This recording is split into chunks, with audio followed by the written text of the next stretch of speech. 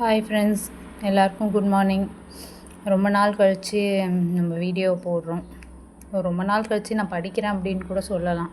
ஏன்னா one and half மந்த்தாக வந்து பார்த்திங்கன்னா ரொம்ப உடம்பு சரியில்லாமல் இருந்தேன். ரொம்ப சிக்காக இருந்ததுனால கொஞ்சம் ரெஸ்ட் எடுக்க வேண்டிய ஒரு சுச்சுவேஷன்.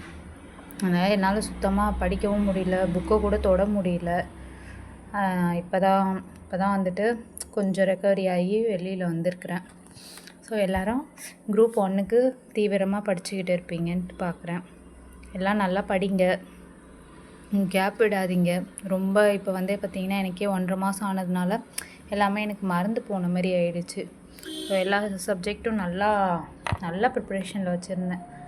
இப்போ வந்து திடீர்னு ஒரு ஹெல்த் இஷ்யூஸ்னால இப்போ எல்லாம் வந்துட்டு அகெயின் ரீஸ்டார்ட் பண்ண வேண்டியதாக இருக்குது. நம்ம டிஎன்பிஎஸ்சி பொறுத்தவரையும் நம்மளுக்கு வந்து கன்சிஸ்டன்சின்றது தான் ரொம்ப இம்பார்ட்டன்ட். ஸோ அது மிஸ் ஆகும்போது தான் நம்மளோட சக்ஸஸ் அப்படின்றதும் நம்மளை விட்டு தூரமாக போகும். ஸோ ஹெல்த்தை பார்த்துக்கோங்க. ஹெல்த்தை எந்த அளவுக்கு நல்லா பார்த்துக்கிறீங்களோ அந்த அளவுக்கு நம்ம வந்துட்டு நம்மளோட ஸ்டடீஸில் கான்சென்ட்ரேட் பண்ண முடியும். ஸோ ஹெல்த்து தான் ஃபஸ்ட்டு. அதனால் நல்லா படிங்க. குரூப் 1 குரூப் 2 எதுக்கு ப்ரிப்ரேஷன் பண்ணுறீங்களோ முடிஞ்ச அளவுக்கு தினமும் வந்துட்டு கொஞ்சம் அதுக்காக டைம் ஒதுக்குங்க. நியூஸ் பேப்பர் படிச்சிருங்க, மேக்ஸ் பார்த்துருங்க. ஒரு 2 or 3 சப்ஜெக்ட்ஸ் வந்துட்டு ஜென்ரல் ஸ்டடீஸ் எதாவது வந்துட்டு சின்ன சின்ன டாப்பிக்காக பார்த்துக்கிட்டே இருங்க. ஸோ அகெயின் அண்ட் அகெயின் உங்களுக்கு ஒரு டாபிக் ரிப்பீட்டாக பார்க்க உங்களுக்கு மைண்டில் ஃபிக்ஸ் ஆகிடும். செப்டம்பர் 6 வந்துட்டு நம்மளுக்கு குரூப் 1 சொல்லியிருக்கிறாங்க. ஸோ ஆல்மோஸ்ட் வந்துட்டு இப்போ ஜூன் 21 ஆகிடுச்சு. இன்னும் கொஞ்ச நாள் தான் இருக்குது. ஸோ டெஸ்ட் பேட்ச் யாரெல்லாம் போடணுன்ட்டு பார்க்குறீங்களோ எல்லாருமே முடிஞ்ச அளவுக்கு டெஸ்ட் பேட்சில் எதுலையாவது ஒன்றில் ஜாயின் பண்ணிவிடுங்க. ஸோ பக்கத்தில் எங்கேயாவது உங்களுக்கு என்ன அகாடமிஸ் இருக்குதோ ஆன்லைன் ஆர் ஆஃப்லைன், மோஸ்ட்லி வந்துட்டு ஆஃப்லைன் போக பாருங்கள்.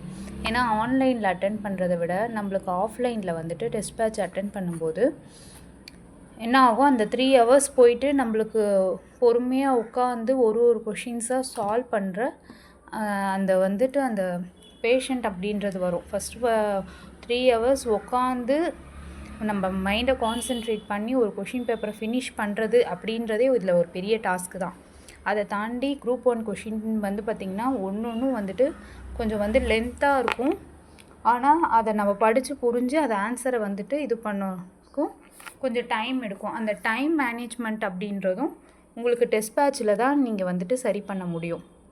ஏன்னா என்ன தான் படித்தாலும் கொண்டாலும் எப்படி கொஷின்ஸ் கேட்குறாங்க அப்படின்றத நம்ம வந்துட்டு ப்ரீவியஸ் இயர் கொஷின் பேப்பரில் பார்க்கலாம். பட் நம்ம அந்த டைமுக்குள்ளே ஃபினிஷ் பண்ணுறது, நம்மளுக்கு படித்ததெல்லாம் ஞாபகம் இருக்குதா, ஸோ அந்த இடத்துல நம்மளுக்கு வந்துட்டு இதுவா இந்த இயர் வருமா இல்லை இந்த நேம் வருமா அப்படின்ற ஒரு கன்ஃபியூஷன் வரும். ஸோ அது எல்லாத்தையுமே வந்துட்டு நம்மளுக்கு டெஸ்ட் பேட்ச் தான் வந்துட்டு கிளியர் பண்ணி கொடுக்கும். அதனால் முடிஞ்ச அளவுக்கு எல்லோரும் டெஸ்ட் பேட்ச் போட்டு அதில் ஆஃப்லைனில் போயிட்டு அட்டென்ட் பண்ணிவிட்டு வாங்க. அது வந்துட்டு உங்களுக்கு ரொம்ப ஒரு நல்ல எக்ஸ்பீரியன்ஸாக இருக்கும். ஸோ விடாமல் படிங்க. நல்லா ஹெல்த்தியாக சாப்பிட்டுட்டு உடம்ப நல்லா பார்த்துக்கோங்க. இனிமேல் ரெகுலராக வந்துட்டு வீடியோஸ் வரும். ஸோ உங்களுக்கு ஏதாவது வந்துட்டு கேட்கணும் அப்படின்ட்டு இருந்ததுன்னா கமெண்ட் பாக்ஸில் கமெண்ட் பண்ணுங்கள், நான் உங்களுக்கு ரிப்ளை பண்ணுறேன். ஸோ ஏதாவது சொல்லணும் அப்படின்னாலும் ஓகே, ஒன்றும் ப்ராப்ளம் இல்லை. ஸோ இனிமேல் வந்துட்டு ஆல் தி பெஸ்ட். Bye.